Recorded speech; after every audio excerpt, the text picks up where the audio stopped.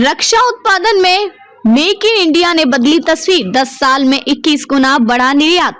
अब ये है लक्ष्य। भारत को मैन्युफैक्चरिंग की बड़ी शक्ति बनाने के लिए शुरू की गई योजना मेक इन इंडिया ने जिस क्षेत्र में सबसे अधिक छाप छोड़ी है वह है रक्षा।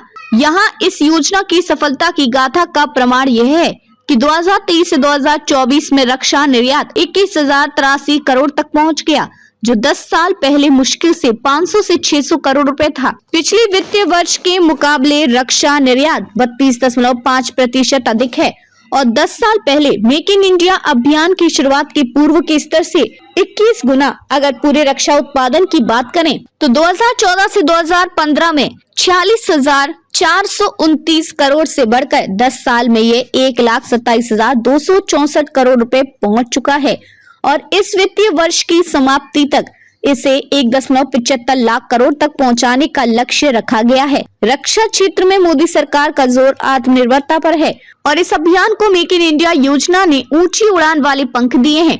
इसी वजह से भारत 2028 से 2029 तक वार्षिक रक्षा उत्पादन को 3 गुना और रक्षा निर्यात को 2 गुने के स्तर पर पहुंचाना चाहता है। मेक इन इंडिया अभियान के 10 वर्ष पूरे होने पर रक्षा मंत्री राजनाथ सिंह ने एक्स पर पोस्ट किया। रक्षा उत्पादन के मामले में प्रधानमंत्री नरेंद्र मोदी के नेतृत्व में मेक इन इंडिया अभियान ने देश की तस्वीर बदल दी है। एक समय था जब लगभग 65 से 70% रक्षा सामग्री आयात की जाती थी, लेकिन अब केवल 35% सामान ही आयात हो रहा है।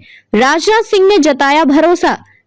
सिंह ने भरोसा जताया कि 2029 तक रक्षा निर्यात 50,000 करोड़ को पार कर जाएगा। रक्षा क्षेत्र में मेक इन इंडिया की सफलता का सबसे अधिक आकर्षण पहलू यह है कि उन सार्वजनिक क्षेत्र के उद्यमियों ने अपने प्रदर्शन से सबसे अधिक प्रभावित किया है, जिन्हें अक्षम और कामकाज में लचर ही समझा जाता था। रक्षा उत्पादन और निर्यात में अभूतपूर्व तीव्र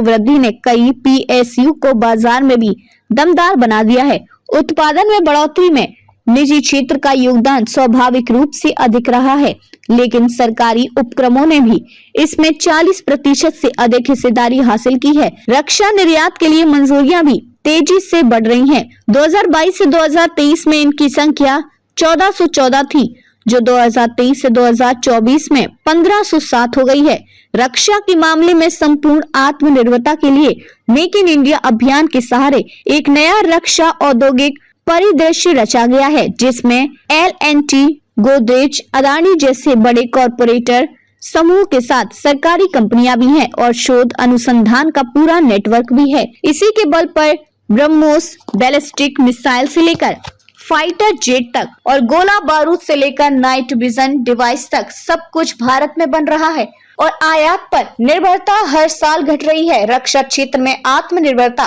और मेक इन इंडिया को बढ़ावा अपनी सामरिक स्वतंत्रता के लिए यह सबसे अधिक आवश्यक बात है। रक्षा क्षेत्र में आत्मनिर्भरता और मेक इन इंडिया को बढ़ावा देने के लिए 2 बड़े नीतिगत फैसले हैं। स्वदेशीकरण के लिए उपकरणों और सामग्री की सूची तैयार करना और रक्षा खरीद के लिए 75% धनराशि घरेलू कंपनियों से खरीद के लिए निश्चित करना। स्वदेशीकरण के लिए 4,666 रक्षा आइटम तय किए गए थे, जिनमें कच्चा माल, जरूरी उपकरण और कंपोनेंट शामिल है। इनमें से 2,920 का स्वदेशीकरण किया जा चुका है। रक्षा उत्पादन के लिए 40 से 50 लाइसेंस हर साल जारी किए जा रहे हैं।